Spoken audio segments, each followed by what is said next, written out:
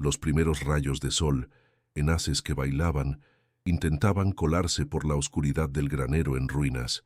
El ara, con las manos curtidas, tanteaba la madera carcomida, sus dedos sintiendo la aspereza del tiempo. No buscaba oro, sino un punto de apoyo para la viga principal que gemía bajo el peso del techo. Cada movimiento era un esfuerzo sobrehumano. Al empujar un tronco pesado contra la estructura inestable, un sonido hueco resonó, distinto al crujido habitual. Tan curioso, vio a el ara arrodillarse, el polvo levantándose como un fantasma al quitar unas tablas podridas. Se reveló un espacio estrecho, un agujero oscuro donde la luz apenas llegaba. Adentro, cubierto por una tela gruesa, yacía un cofre de hierro forjado. Oxidado, sí, pero inconfundiblemente sólido, con una elaborada cerradura de latón. El corazón de el ara se disparó, un presentimiento palpable en la atmósfera densa del granero. La adrenalina le recorrió las venas, la mirada fija en el objeto metálico. El ara, con la punta de los dedos, trazó los arabescos de la cerradura, fría e infranqueable. Intentó forzarlo, jalarlo, pero el cofre permaneció sellado, una fortaleza de secretos. La leyenda del viejo Don Isidro, un ranchero tan reservado como excéntrico, resonaba en su mente. Los susurros sobre un tesoro escondido, un legado para tiempos difíciles, siempre habían sido meras historias de fogata. Ahora, frente a aquel hierro envejecido, la ficción tomaba los contornos de una realidad palpable. El olor a metal oxidado y tierra húmeda le llenó las fosas nasales mientras se arrodillaba, sintiendo el peso de aquel misterio. No era solo un cofre, era una promesa, o quizás una carga más en su vida de privaciones. En la parte superior del cofre, casi imperceptible bajo la capa de polvo y óxido, el ara distinguió un símbolo tallado, una flor de 4 pétalos, delicada y enigmática. Lo limpió con la manga, revelando un brillo metálico. Aquella marca le parecía familiar, como algo que ya había visto, pero la memoria se negaba a emerger en su mente exhausta. El granero, con sus vigas torcidas y rendijas de luz, de repente parecía guardar más que solo heno viejo. ¿Sería esa la llave? Un enigma para el cual no tenía tiempo ni energía para descifrar. El tic-tac del reloj biológico de sus hijos hambrientos y la amenaza de desalojo eran más urgentes que cualquier tesoro.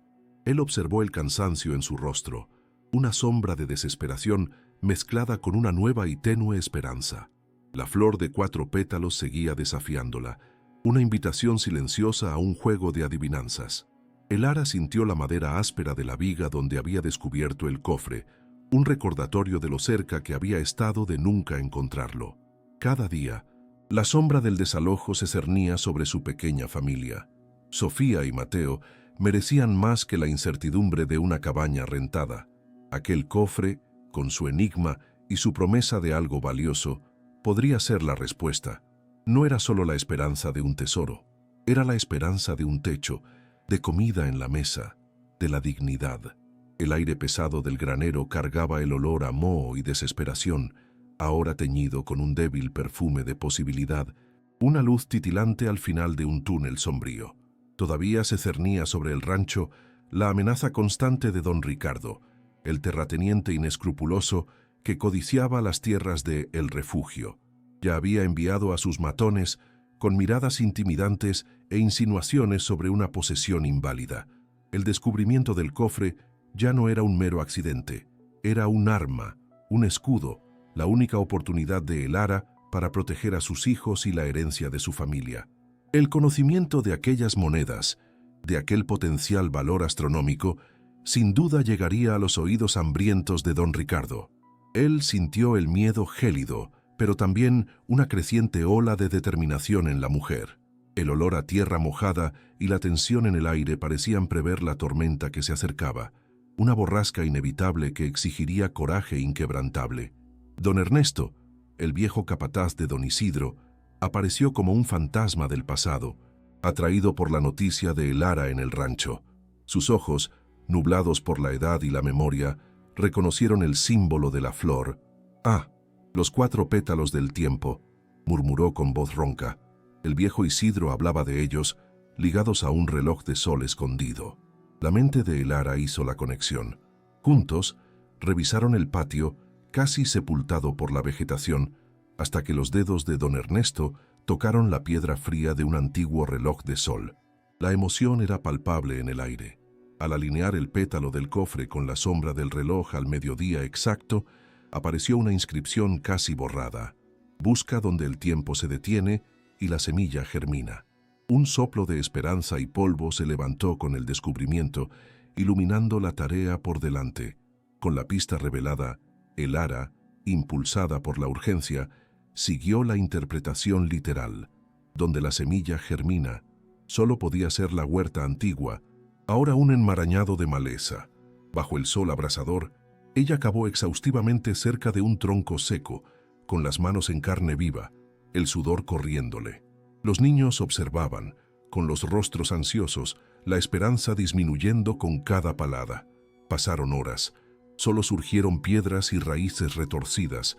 La frustración, densa como el polvo que cubría su rostro, amenazaba con aplastarla. Él vio la extenuación transformarse en un brillo terco en sus ojos.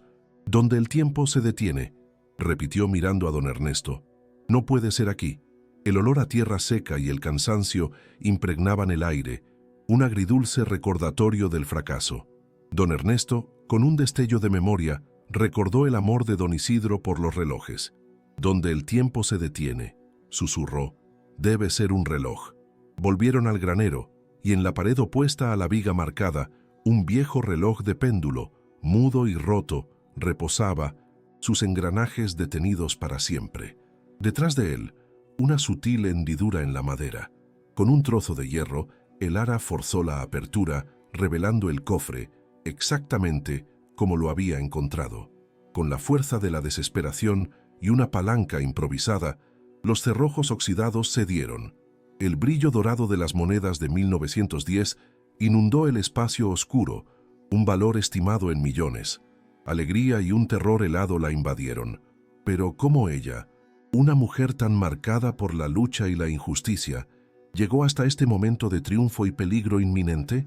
Aquel instante de revelación en el granero, con el oro brillando a la luz difusa, parecía un milagro, una anomalía en una vida definida por la privación.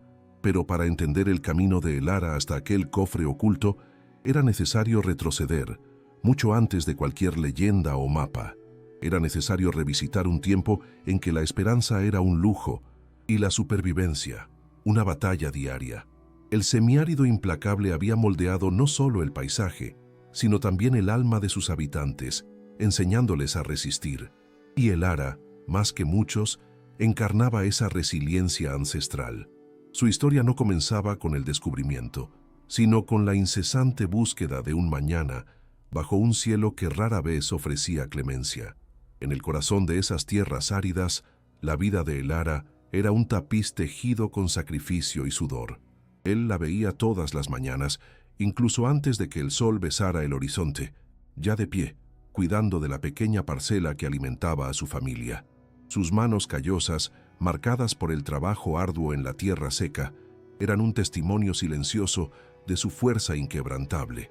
Cargaba baldes de agua del pozo lejano, lavaba ropa en el arroyo que apenas murmuraba y preparaba el pan de cada día, siempre con una mirada atenta a sus hijos. La dignidad con la que enfrentaba la penuria era una lección diaria para todos a su alrededor, un faro de resistencia en un mar de dificultades sin fin. Sus hijos, cariñosamente apodados las llamas del destino, eran el combustible que mantenía su fuego encendido. Pequeños y llenos de vida, corrían descalzos por el polvo, sus risas resonando como melodía rara en el silencio del campo. Para Elara, cada uno de ellos representaba la promesa de un futuro, un legado a ser protegido a toda costa. Incluso en los días más sombríos, bastaba un abrazo apretado, un dibujo torcido hecho con carbón o la pregunta inocente de uno de ellos para reavivar su determinación. Él observaba la ternura en su mirada, la dedicación en cada gesto, la certeza de que por ellos Elara movería montañas o cavaría mundos. La memoria de su marido, don Isidro, era una presencia constante en su casa y en su corazón. Él había sido un hombre justo, de principios firmes que amaba la tierra y soñaba con un futuro mejor para su gente, libre de la opresión. Su partida temprana había dejado un vacío inmenso, un silencio pesado, donde antes había risas y planes compartidos. El Ara encontraba consuelo en las historias que les contaba a sus hijos sobre su padre, manteniendo viva la llama de su espíritu. Don Isidro representaba no solo un amor perdido, sino también la inspiración para resistir, para luchar por aquello en lo que creían, un legado que el Ara se negaba a dejar morir. El Ara no estaba sola en su lucha, aunque su carga parecía singularmente pesada. El semiárido, aunque hermoso en su vastedad, imponía una existencia de constante privación para la mayoría de los habitantes. Las lluvias eran escasas, las cosechas inciertas y la sombra del hambre, una amenaza perpetua. Los vecinos compartían las pocas alegrías y las muchas tristezas, una comunidad unida por la necesidad y el sentido de pertenencia. Él veía en el Ara no solo a una mujer, sino la personificación del alma de la gente de esas tierras, dura, resiliente, pero con una esperanza indomable que florecía incluso en las peores adversidades, un testimonio de la capacidad humana de perseverar. Sin embargo, la belleza rústica de esas tierras y la solidaridad de su gente eran constantemente amenazadas por la sombra creciente del coronel Aguirre. Su presencia era como una nube oscura que se cernía sobre la pequeña comunidad, trayendo consigo un presagio de desdicha. Un hombre de pocas palabras, pero de gran influencia, el coronel había construido su imperio sobre tierra ajena y temor ajeno. Su mirada fría y calculadora inspiraba un respeto forzado, teñido de miedo. Él no se mezclaba con los lugareños, pero sus matones eran vistos con frecuencia patrullando los caminos de tierra, sus caballos levantando polvo y aprehensión por donde pasaban. Las tácticas del coronel Aguirre eran tan antiguas como la propia tierra: deudas impagables, documentos falsificados y la explotación sistemática de la vulnerabilidad de los pequeños propietarios. Muchos ya habían perdido sus tierras ante él, expulsados de sus casas con poca o ninguna compensación, sin ningún recurso legal. La justicia, en aquellos confines, era una palabra hueca, un eco distante que no llegaba a los oídos de los poderosos. Él veía la tristeza en los ojos de los que habían sido despojados, la resignación que se extendía como una enfermedad. El coronel no solo compraba tierras, compraba el silencio y la desesperación, expandiendo su dominio implacablemente, día tras día. El poder del coronel Aguirre trascendía la mera posesión de tierras. Él controlaba la economía local, los pocos comercios, e incluso las autoridades que deberían proteger a los ciudadanos. Nadie se atrevía a desafiarlo abiertamente, pues las consecuencias eran siempre severas y ejemplares. Rumores de violencia y de desapariciones flotaban en el aire, susurrados en secreto, manteniendo a la población bajo un yugo invisible, pero firmemente establecido. Sus matones, hombres rudos y leales solo a su patrón, garantizaban que el orden fuera mantenido, sofocando cualquier destello de insubordinación antes de que pudiera siquiera encenderse. La ley del coronel era la única ley que valía. La sombra del coronel Aguirre estaba, entonces, cada vez más cerca de la pequeña propiedad de El Ara. Los rumores de expropiaciones en la región, de familias vecinas siendo coaccionadas a vender, se hacían más frecuentes y amenazadores. El Ara sentía que el aire se espesaba con la tensión, el peligro inminente envolviendo su hogar y sus hijos. La memoria de don Isidro, que había luchado contra la opresión a su propia manera, era una carga y una inspiración. Ella sabía que la quietud de su pequeño pedazo de tierra era frágil y que en cualquier momento el mundo que ella arduamente había construido podría desmoronarse bajo el peso de la ambición desmedida del coronel. La quietud en la casa de El Ara se rompió abruptamente. Un caballo relinchó violentamente afuera, seguido por golpes rudos en la puerta de madera gastada. Eran los matones del coronel Aguirre, dos brutotes con expresiones duras, liderados por un hombre de facciones cínicas conocido como La Sombra.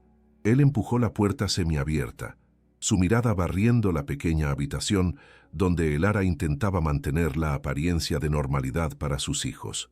La atmósfera densa de amenaza llenó el aire, más palpable que el polvo que danzaba en los rayos de sol que penetraban la ventana. La sonrisa de la sombra era un presagio, un aviso de que la paz precaria de Elara estaba a punto de derrumbarse por completo, derribada por la implacable mano del poder. La sombra no perdió el tiempo con rodeos. Con voz grave, le informó a Elara que el coronel Aguirre había hecho una oferta final por su propiedad, un valor irrisorio que apenas cubriría los costos de una nueva vivienda en otro lugar. Él enfatizó que era una oferta que no se podía rechazar, sus palabras cargadas de una intimidación velada, pero comprendida. La familia de Elara estaba sobrecargada por deudas antiguas, algunas del tiempo de don Isidro, agravadas por la reciente cosecha pobre. La presión para vender era inmensa, y Elara sabía que el coronel estaba usando su vulnerabilidad financiera como una palanca cruel. Sus hijos, pequeños y asustados, se encogieron detrás de ella, sintiendo el peso de aquella visita. Por si fuera poco, una nueva desgracia se cernió sobre la familia. El pequeño Tiago, el hijo menor de Elara, empezó con fiebre alta y una tos persistente que lo dejaba sin aliento. Los ojos del niño, que antes irradiaban vida y curiosidad, ahora le quemaban por la fiebre. Elara probó los remedios caseros que su madre y abuela le habían enseñado, hierbas y compresas, pero nada parecía aliviar el sufrimiento de Tiago. La respiración del niño se hacía cada vez más difícil, y la preocupación de Elara se transformaba en pánico. La fiebre lo estaba consumiendo, y Elara sentía un escalofrío, un mal presentimiento que se le instalaba en el corazón. La desesperación invadió a Elara. Buscó ayuda en la pequeña comunidad, visitando vecinos y pidiendo consejos, pero la mayoría, bajo el yugo del coronel, poco podían ofrecerle más allá de palabras de consuelo. La farmacia del pueblo no tenía los medicamentos necesarios, y el viaje a la ciudad era caro y tomaba mucho tiempo, un lujo que ella no podía pagar. Elara se vio entre la espada y la pared, con su hijo empeorando a cada hora. El miedo de perder a Tiago era agonizante, un dolor que superaba todas sus otras preocupaciones. Se sentía impotente, una madre observando a su hijo irse apagando, sin recursos para revertir el cruel destino que parecía caer sobre ellos.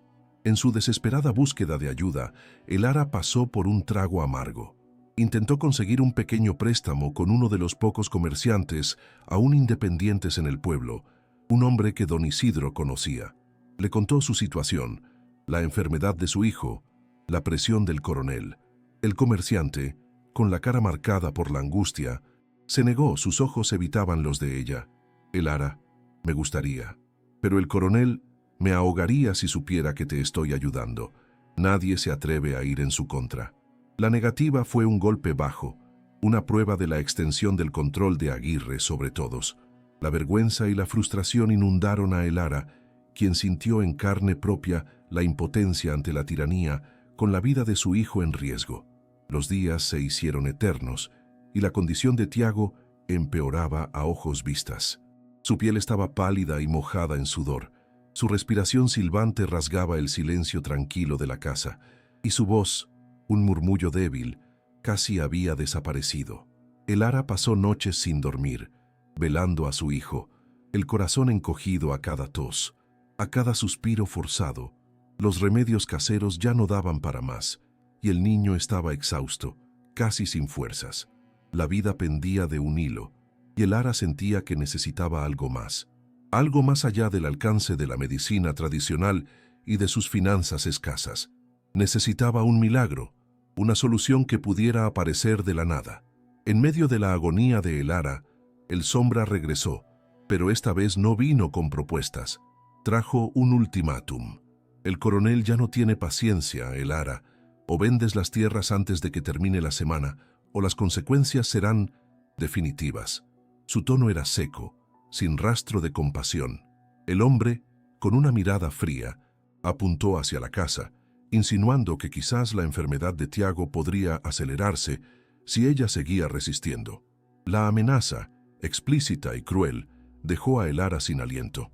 Aquello no era solo una subasta de tierras, era una partida de vida o muerte, donde el coronel Aguirre tenía todas las cartas, y a ella no le quedaban salidas. La desesperanza, un manto espeso y oscuro, intentó envolver a Elara. Sin embargo, en su momento más sombrío, una llama antigua se encendió en su interior. La imagen de don Isidro, su abuelo, un hombre de coraje y astucia que siempre se opuso a las injusticias de su tiempo, surgió en su mente. Él siempre hablaba de historias, de secretos antiguos, de una leyenda que podría cambiar el destino de la familia. Elara recordó sus palabras, susurradas junto al fogón, sobre un tesoro escondido, una verdad enterrada. Aquel no era el momento de tirar la toalla. Con la vida de Tiago en juego y la memoria de su abuelo guiándola, Elara decidió que iba a luchar, costara lo que costara.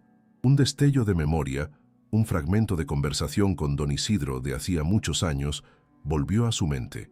Él había hablado de una anciana sabia, una mujer que vivía aislada en las colinas, guardiana de viejas historias y leyendas olvidadas, una fuente de sabiduría ancestral, un rayo de esperanza en tiempos de oscuridad. Quizás esa anciana podría ofrecerle un camino, una pista, algo que don Isidro nunca reveló por completo. Movida por la fe y la necesidad de salvar a su hijo, Elara tomó una decisión arriesgada.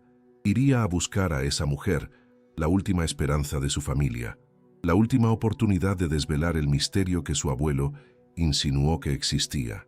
Elara, con el corazón en un puño, dejó a sus hijos al cuidado de una vecina de confianza y partió.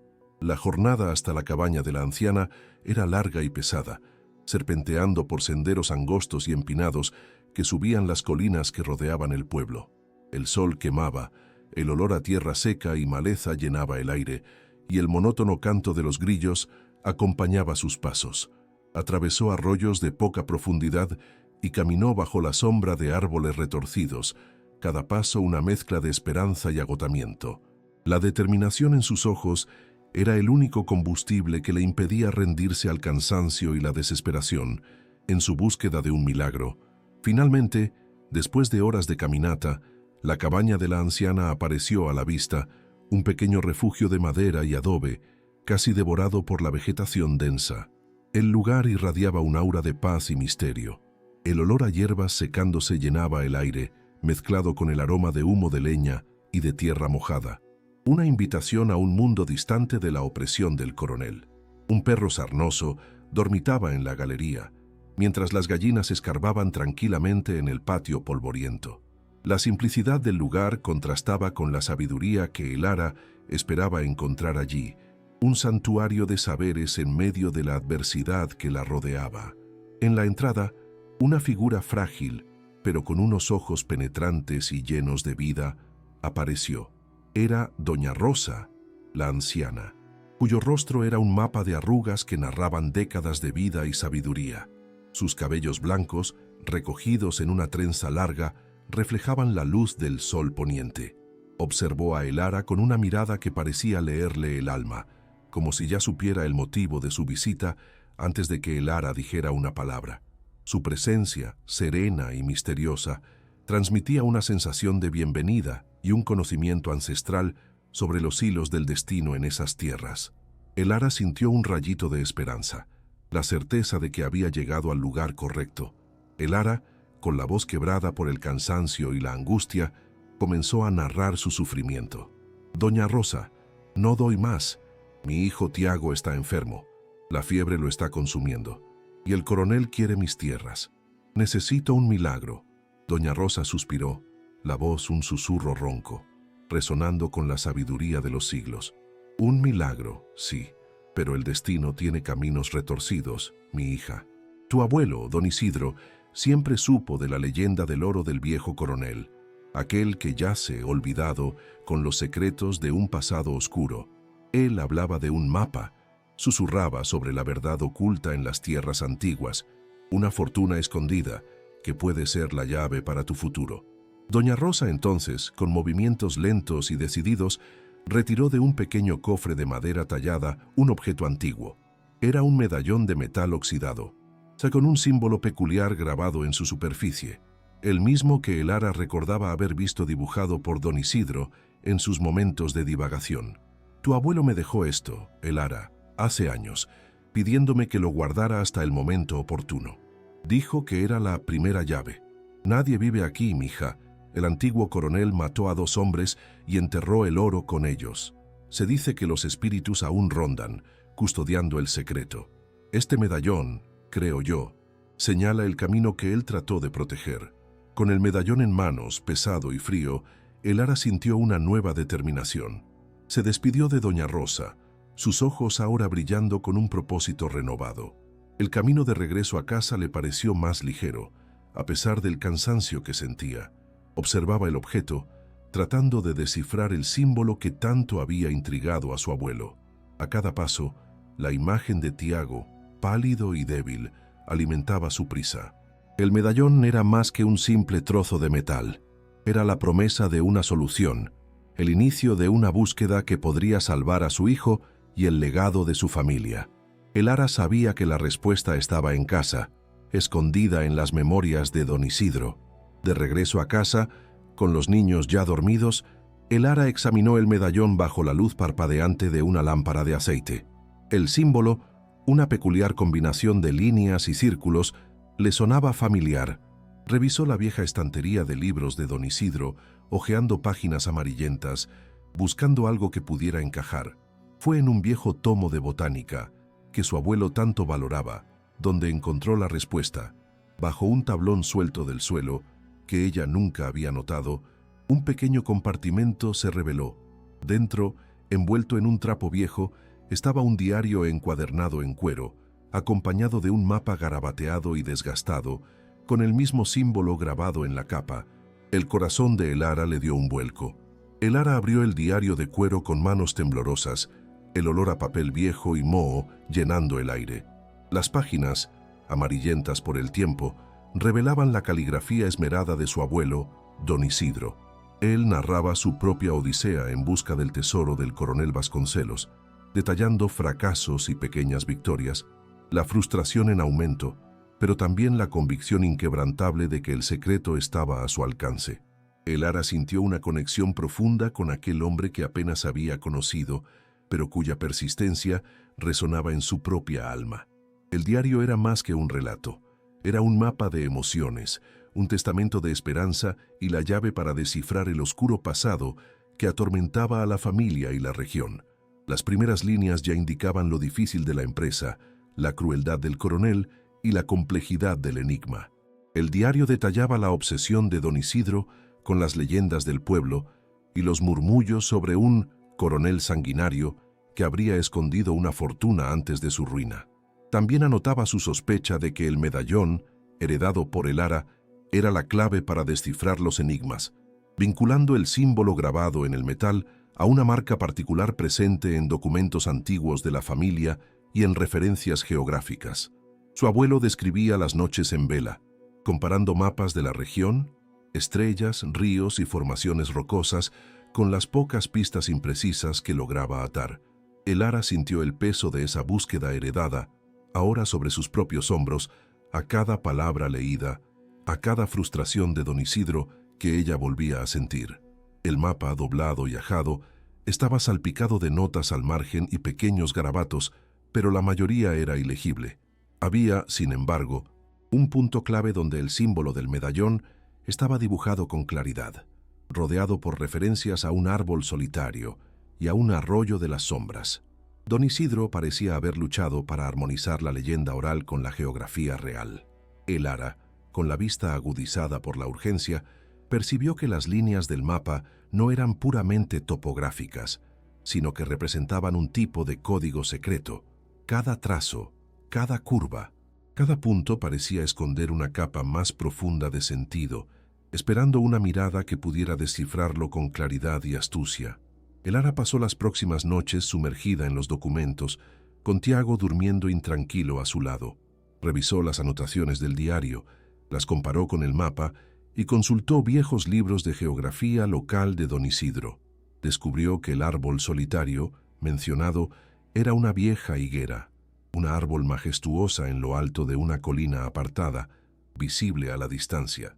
El arroyo de las sombras, por su parte, era un arroyo que serpenteaba por un cañón profundo, apenas alcanzado por la luz del sol. Las pistas, aunque sutiles, empezaban a encajar, delineando un sendero.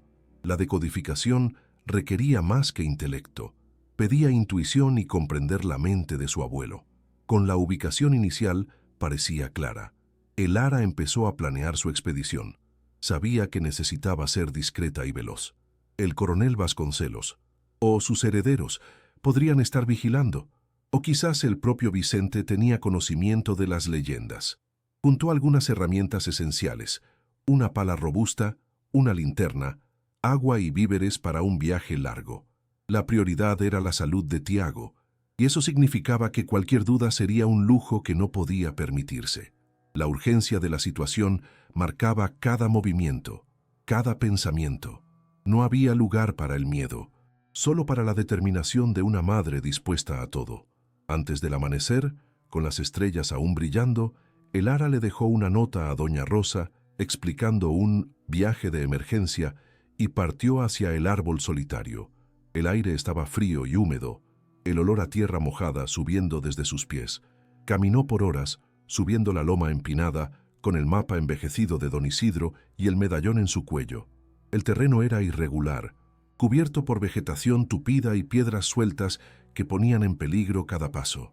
La ansiedad era un nudo en su estómago, mezclada con una chispa de esperanza que se negaba a morir. El canto lejano de pájaros silvestres era la única melodía en su travesía solitaria y desafiante. Al llegar al árbol gigante, la imponente masa se alzaba contra el cielo que empezaba a clarear, sus raíces gruesas y retorcidas como las garras de un monstruo dormido. El Ara inspeccionó los alrededores, buscando cualquier señal, cualquier marca que pudiera haber dejado don Isidro. El mapa indicaba un punto al este del árbol, cerca de una formación rocosa. Bajó la ladera, siguiendo la línea imaginaria que el mapa parecía sugerir. El lugar estaba desolado, con solo unos cuantos arbustos raquíticos y el suelo cubierto por hojas secas y desechos naturales. El sol empezaba a pegar fuerte y el sudor le corría por la frente. Con la pala, el Ara empezó a cavar. La tierra estaba dura y rocosa. Cada golpe era un esfuerzo extenuante. Los músculos de sus brazos y hombros empezaron a quejarse, pero ella ignoró el dolor, impulsada por la imagen de Tiago y la promesa de salvación. Pasaron horas. El sol estaba en su cenit, implacable. El Ara alternaba entre cavar y consultar el diario, intentando encontrar una nueva pista, un detalle que se le hubiera escapado. Con cada capa de tierra que removía, la decepción crecía, mezclándose con la tierra y el sudor que le ensuciaban las manos y la ropa. La profundidad aumentaba, y nada. El hoyo ya tenía casi 1 metro de profundidad. El Ara podía sentir las ampollas formándose en sus manos, la piel áspera y adolorida. Se detuvo para beber agua. El líquido tibio apenas le aliviaba la sed ardiente. Con cada minuto que pasaba, la esperanza disminuía, reemplazada por una fría desesperación. ¿Sería don Isidro solo un soñador? ¿Habría interpretado mal el diario? ¿O la leyenda era solo eso? Una leyenda cruel. El aire denso y pesado traía consigo el fuerte olor a tierra mojada y hojas en descomposición, una fragancia que ahora parecía burlarse de sus esfuerzos. Con un suspiro pesado, el Ara tiró la pala a un lado. No había nada. Aquel lugar, tan cuidadosamente marcado en el mapa, resultó ser un vacío, un callejón sin salida. La frustración, antes contenida, estalló en un grito mudo de dolor. Las lágrimas le rodaron por la cara sucia, mezclándose con el polvo. Se sentó en el suelo, exhausta, sintiendo el peso del fracaso. La imagen de Tiago, ahora más pálido y distante, rondaba sus pensamientos. ¿Qué haría ahora? ¿Dónde más buscaría? El árbol solitario parecía observarla en silencio, testigo de su primera derrota. El camino de regreso a casa fue aún más largo y penoso. Cada paso era un recordatorio de su fracaso, del tiempo perdido, de la esperanza que se le escapaba. El medallón en su cuello ahora parecía una carga pesada, un símbolo de una promesa no cumplida. La oscuridad de la noche empezó a caer sobre el paisaje, las estrellas salpicando el cielo como pequeñas y distantes esperanzas.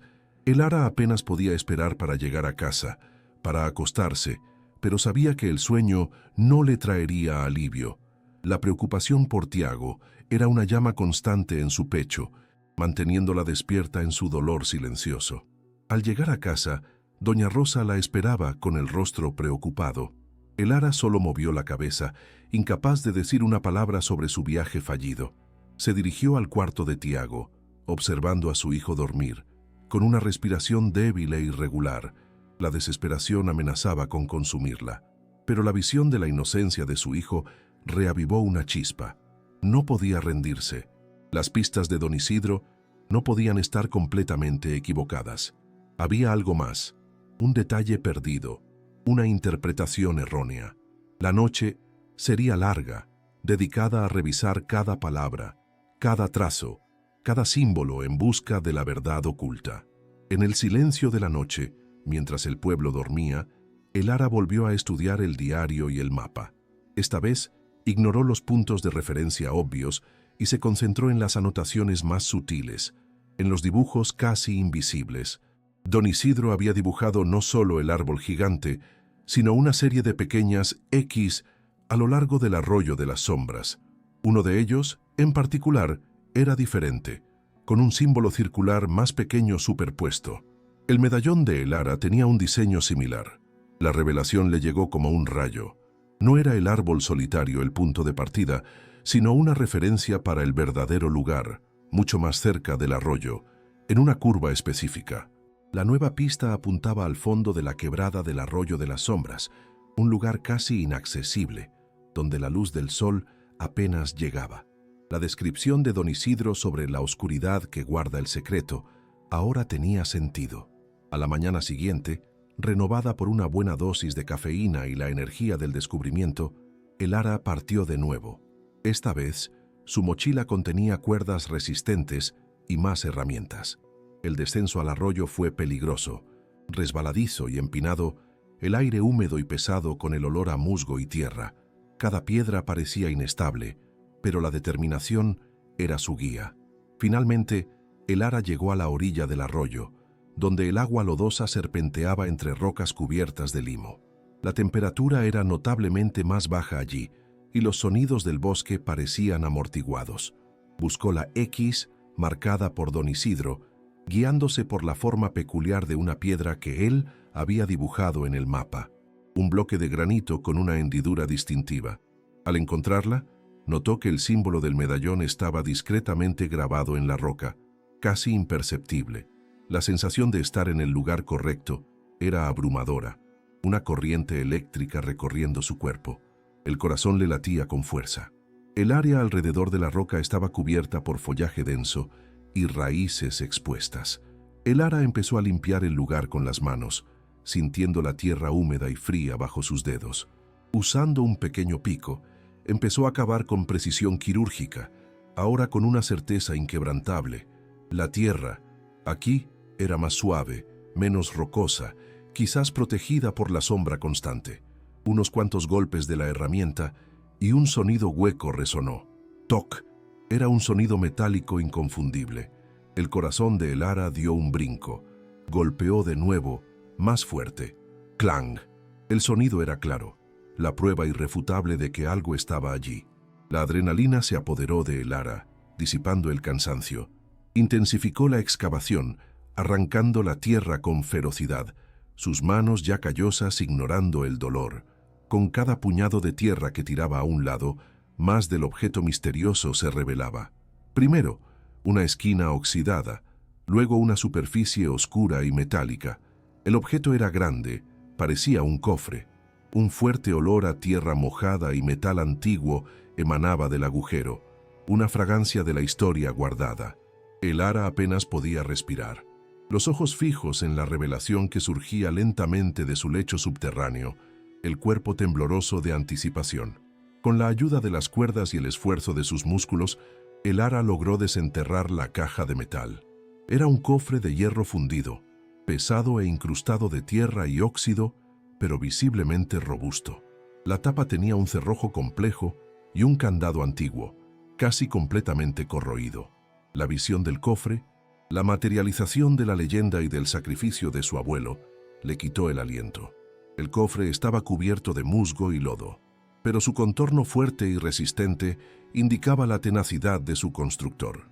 La expectativa era casi palpable en el aire húmedo de la quebrada, el silencio de la naturaleza siendo el único testigo de ese momento. Con una palanca improvisada y mucha fuerza, el ara atacó el candado. El óxido y el tiempo habían debilitado el metal, pero aún así requirió un esfuerzo considerable. Lo intentó una vez, luego otra. El sudor le escurría. Finalmente, con un fuerte chasquido metálico que resonó en la quebrada, el candado se rompió. Un aire viejo, casi sofocante, escapó del interior del cofre. El ara dudó por un segundo, el corazón latiéndole desbocado, una mezcla de miedo y emoción. ¿Qué habría allí dentro? ¿La verdad de la leyenda? ¿O solo otra desilusión?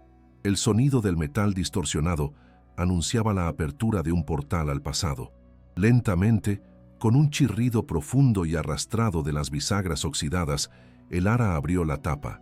Un brillo dorado y centelleante saltó de la oscuridad del cofre, cegándola por un momento.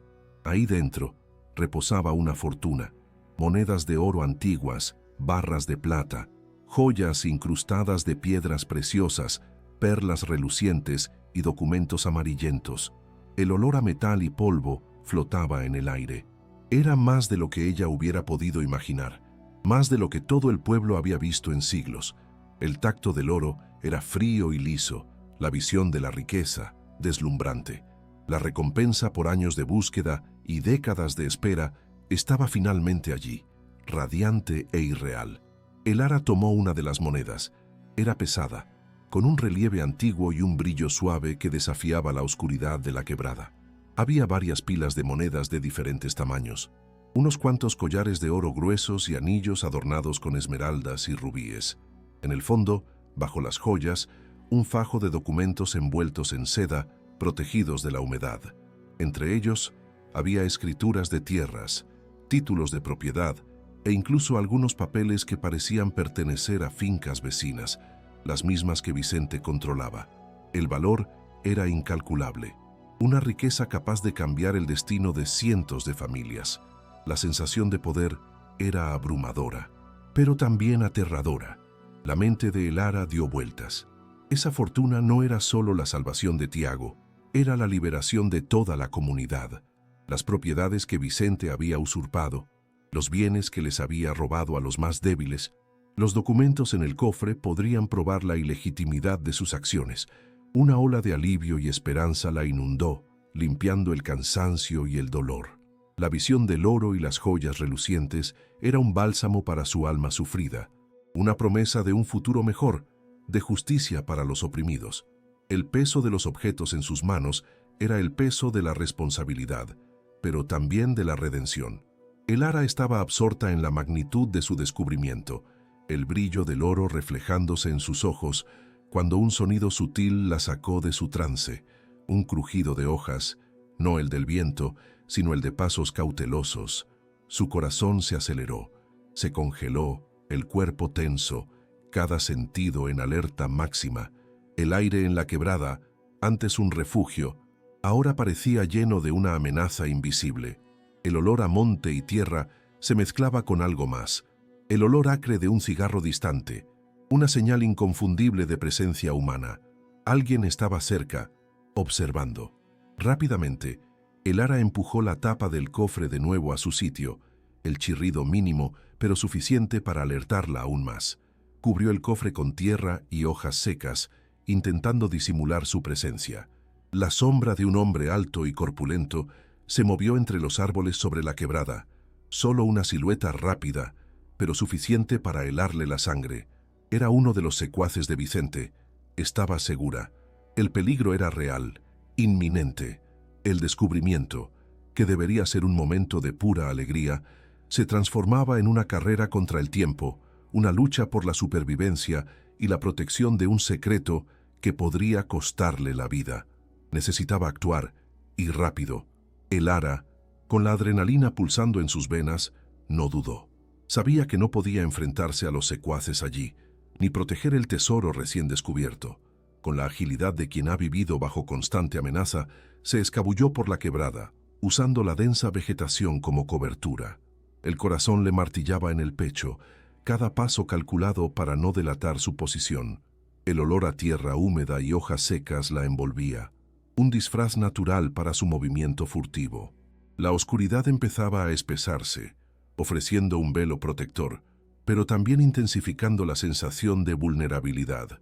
Su objetivo inmediato era llegar a la finca del doctor Elías, el único en quien confiaba plenamente, para reportar su descubrimiento y la amenaza inminente. La carrera por la justicia apenas estaba comenzando, y ella necesitaba aliados.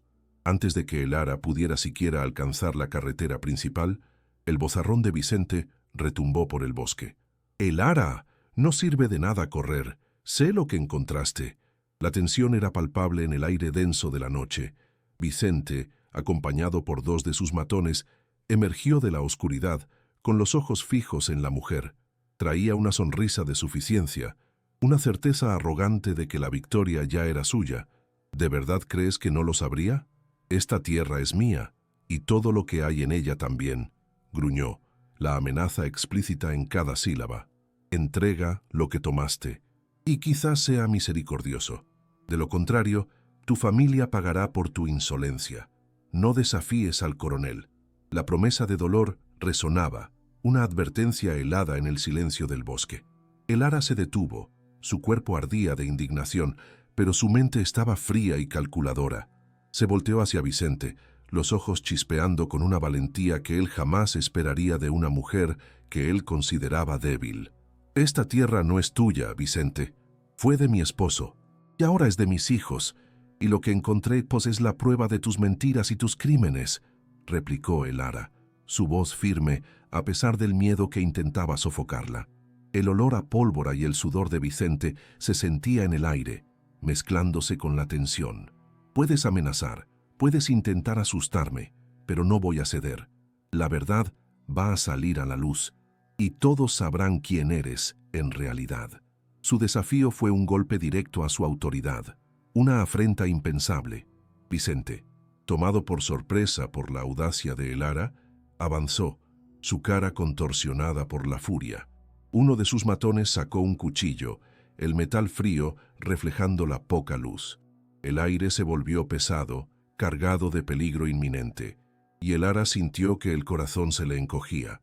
Sabía que estaba en desventaja numérica y física, pero la imagen de sus hijos y el recuerdo de su esposo la impulsaban. El silencio del bosque fue roto solo por el zumbido de los insectos y la respiración agitada de los hombres. Vicente estaba a pocos pasos de distancia, extendiendo la mano para agarrarla, cuando un ladrido lejano de un perro guardián y el sonido de un vehículo motorizado que se acercaba rompieron la atmósfera. La distracción fue mínima, pero suficiente para cambiar el curso de los acontecimientos. De repente, los faros rasgaron la oscuridad, iluminando la escena dramática. Una camioneta vieja y ruidosa se detuvo de golpe, y de ella bajó el doctor Elías, acompañado por 2 policías uniformados. «Vicente, detente ahora mismo». La voz del doctor Elías cortó el aire, llena de autoridad.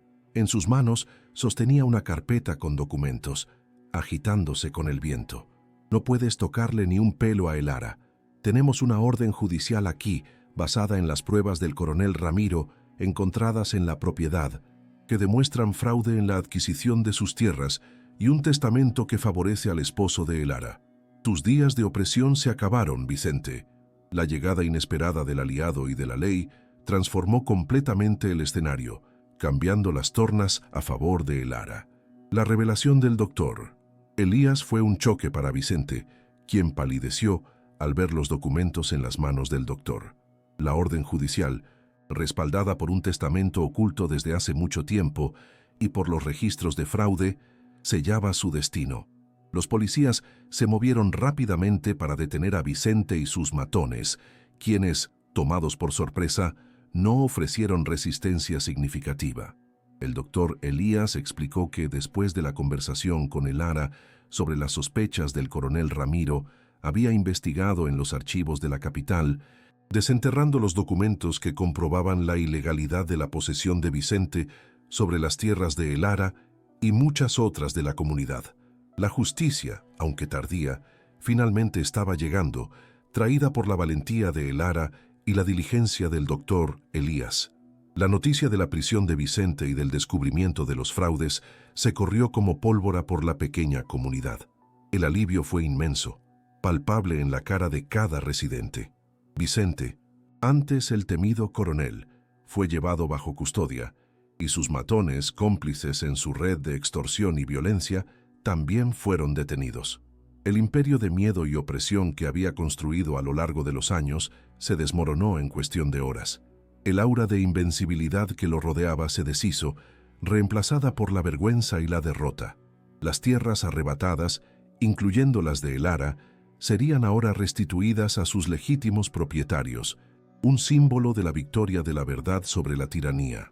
El proceso judicial fue rápido, dada la montaña de pruebas que el doctor Elías y Elara lograron reunir, incluyendo el cofre de oro y joyas, que no era solo un tesoro, sino un registro de las transacciones ilícitas de Vicente y una fortuna que debió haber sido del coronel Ramiro.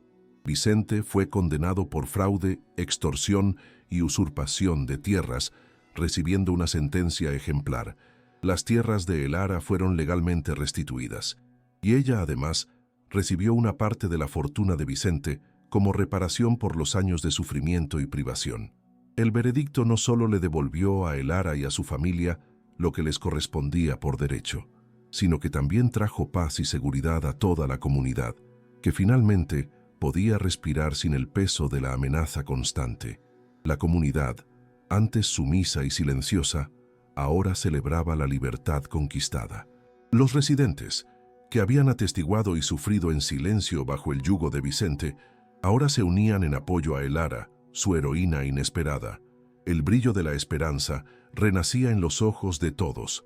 Los niños jugaban libremente en las calles, sin el miedo de ser regañados o amenazados. El ambiente, antes pesado y opresivo, ahora respiraba ligereza y camaradería. Elara, quien había arriesgado todo, era vista no solo como una viuda valiente, sino como la personificación de la justicia y la resiliencia, un faro de esperanza para todos los que soñaban con un futuro mejor. Con la fortuna recuperada y las tierras de nuevo a su nombre, Elara no olvidó las palabras del doctor Elías sobre la responsabilidad. Sabía que la verdadera riqueza no estaba solo en el oro, sino en la capacidad de transformar vidas. Con la ayuda del doctor Elías, ella inició un plan ambicioso para reconstruir la comunidad. La primera medida fue invertir en la educación de sus hijos, asegurándose de que tuvieran las oportunidades que la vida les había negado a ella y a su esposo. El olor a pasto recién cortado y flores en flor era un recordatorio constante de la nueva primavera que se instalaba en el pueblo. También planeaba crear una cooperativa para los agricultores locales, para que nunca más fueran explotados por figuras como Vicente. Elara, con una mente visionaria y un corazón generoso, se dedicó incansablemente al bienestar de la comunidad. El oro encontrado no era para su lujo personal, sino para el progreso colectivo. Ella fundó una escuela, donde los hijos de los campesinos podrían estudiar sin costo, con materiales de calidad y maestros dedicados. El sonido de risas infantiles y el murmullo de voces aprendiendo llenaban el aire, antes dominado por el silencio opresivo. Construyó un centro de salud, trayendo dignidad y atención médica accesible para todos, asegurándose de que nadie más sufriera por falta de asistencia básica. El agua potable, antes un sueño lejano, ahora corría por tuberías nuevas, llevando vida y salud a cada hogar. La transformación de la comunidad bajo el liderazgo de Elara fue notable. Los pequeños agricultores, antes a merced de usureros, ahora prosperaban con el apoyo de la cooperativa que ella ideó, vendiendo sus productos a precios justos y compartiendo recursos. Elara se aseguró de que todos tuvieran acceso a semillas de calidad, herramientas modernas y capacitación agrícola, aumentando la productividad y el ingreso familiar. Las casas, antes en ruinas, fueron reformadas y surgieron nuevas construcciones, brindando vivienda digna a las familias más necesitadas. El pueblo, que antes parecía condenado al olvido, ahora florecía, irradiando vitalidad y esperanza. un verdadero oasis en el campo. Años pasaron y el pequeño pueblo se convirtió en un ejemplo de resiliencia y progreso, un testamento vivo de la valentía de Elara. Sus hijos crecieron, orgullosos del legado de su madre, y muchos de ellos siguieron sus pasos, dedicándose al servicio de la comunidad. El nombre de Elara era susurrado con reverencia y gratitud por todas las generaciones. Ella transformó la riqueza material en bienestar social, demostrando que el verdadero tesoro reside en la capacidad de sembrar esperanza y cosechar un futuro justo.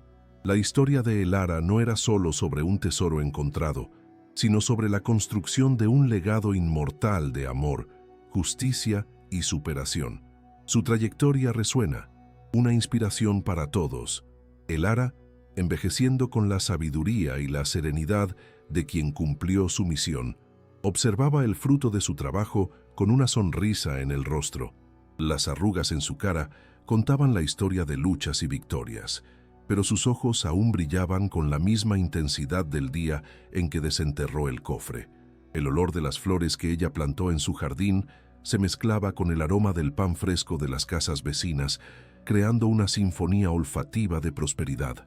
Ella sentía la satisfacción de haber transformado el dolor en propósito, la opresión en libertad. Sus días estaban llenos del amor de sus hijos y nietos y el respeto de una comunidad que ella había literalmente rescatado del abismo. Y así, la leyenda de Elara y el tesoro escondido se fusionaron, convirtiéndose en una única narrativa de esperanza y valentía pasada de generación en generación. No es el oro lo que hace a la heroína, sino la heroína la que transforma el oro en un legado duradero de justicia para todos.